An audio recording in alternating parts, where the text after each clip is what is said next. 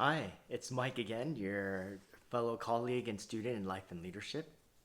What I wanted to spend this session about talking is regarding emotional intelligence in regards to the practical application of what that looks like when it comes to the self. So, again, talking about self awareness and then going into self management. So, I'll give you a great example of what that looks like at work, maybe even as a leader. I can tell you when I first got into leadership, I was very sensitive because I definitely struggled with the imposter syndrome, as I talked about in a previous clip, and I struggled with my insecurities. So, anytime I got feedback, the feedback which was meant to be constructive to help me be better, what I heard was you're a bad leader or you suck. And I can't tell you, I'm sure many of you out there are in the same position.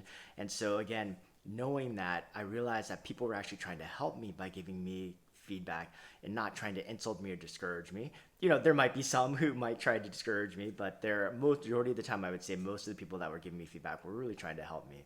And so what I would say is in terms of the self-management, I knew I was getting triggered when I would get some feedback when I first got into leadership, and I really had to take a step back. Again, I love the breathing and just really take a moment to think about why am I so upset, what's triggering me so much, and then really trying to think about what was the intention of that person.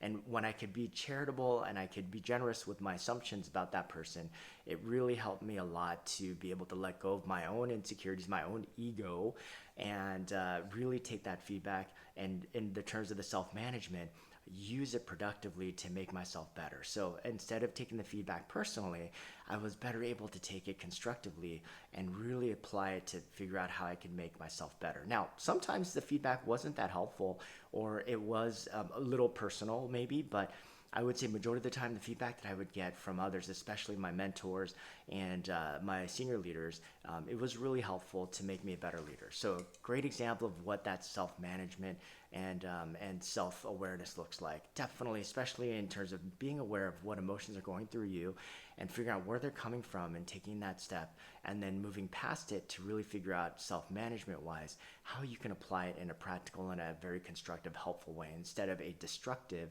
or very discouraging way. Hope that helps, and please subscribe, and definitely we'll go to the next part of applying the emotional intelligence aspect of others awareness and others management. Thanks. Bye.